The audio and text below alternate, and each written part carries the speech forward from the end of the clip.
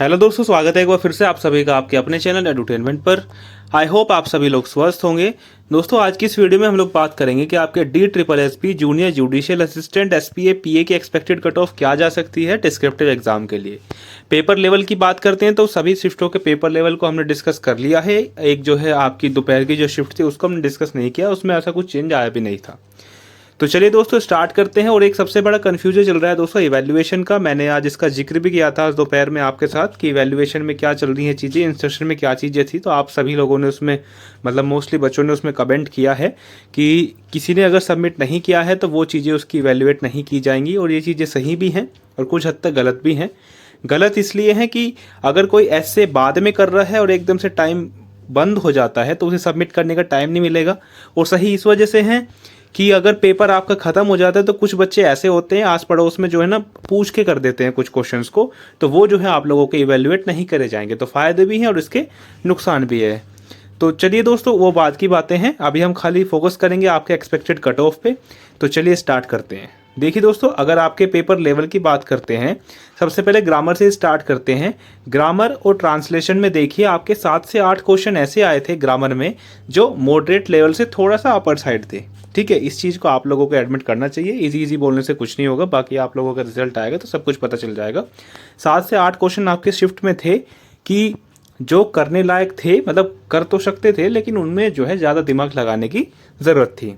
Translation की बात करते हैं तो उसमें 4 से 5 वर्ड ऐसे थे जो ऐसे थे कि आप जानते तो हैं लेकिन उनका हिंदी मीनिंग नहीं पता, या कुछ वर्ड ऐसे थे कि जो जिसका आप लोग इंग्लिश में तो जानते हैं लेकिन उसका हिंदी में नहीं पता, जिसका हिंदी पता उसका इंग्लिश में नहीं पता। ठीक है, मतलब ऐसे 4-5 वर्ड थे कि जो आप डेली रूटीन में सुनते हैं। जैसे कि एक वर्ड आया था एक्सपेरिमेंट।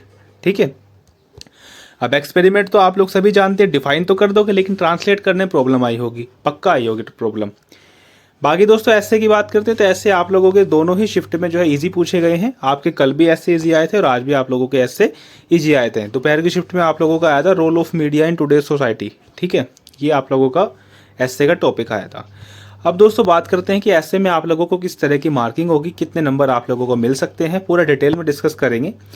देखिए ऐसे की अगर हम बात करते हैं तो यहाँ पर हाँ जी, अगर ऐसे की बात करते हैं, अगर किसी ने ऐसे में बढ़िया कंटेंट लिखा है, सारे फैक्ट को जो है कंसीडर करा है, ग्रामर में कोई एरर नहीं है, उसके हैंड राइटिंग उसकी बिल्कुल सोने जैसा उसने लिखा है, तो उसको 45 मार्क्स मिल सकते हैं। और इसका एग्जाम्पल है हमारा SSC CGL का 2018 का डिस्क्रिप्टिव का पेपर जो हुआ था।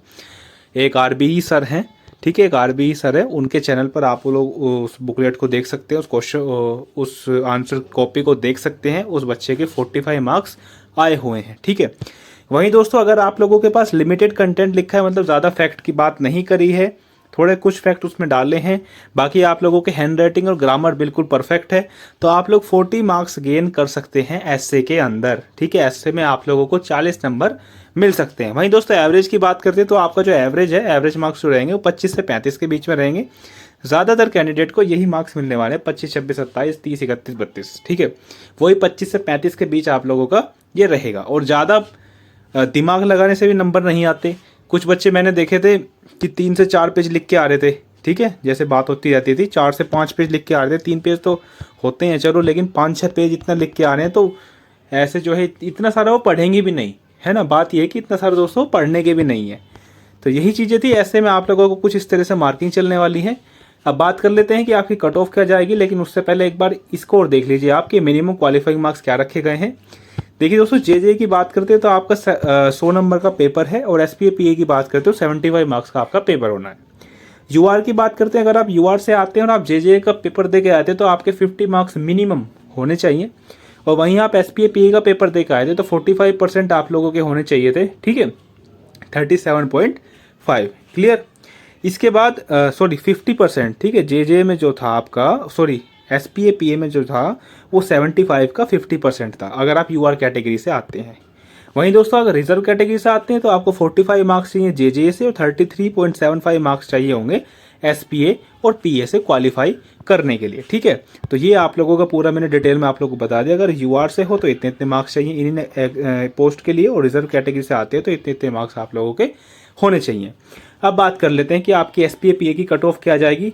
तो दोस्तों SPA PA की कट ऑफ आप लोगों को कुछ इस तरह से जा सकती है। UR के लिए आप लोगों के 52 और 57, ये एक इंटरवल मैंने आप लोगों को दे दिया। अगर इसके बीच में आप लोगों के मार्क्स बन रहे हैं तो टाइपिंग की तैयारी एकदम जोरों शोरों से स्टार्ट कर दीजिए।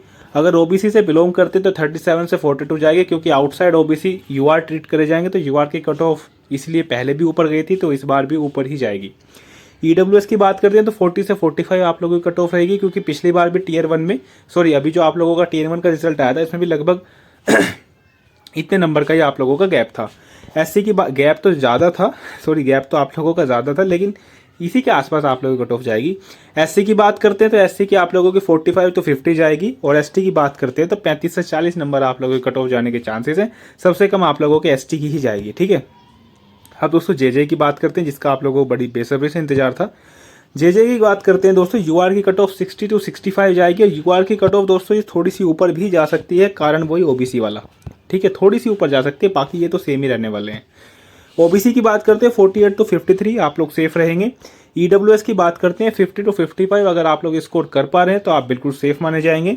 SC की बात करते हैं तो 53 to 58, और ST की बात करते हैं तो 46 to 50। तो ये दोस्तों कुछ इस तरीके से आप लोगों की कट ऑफ जा सकती है।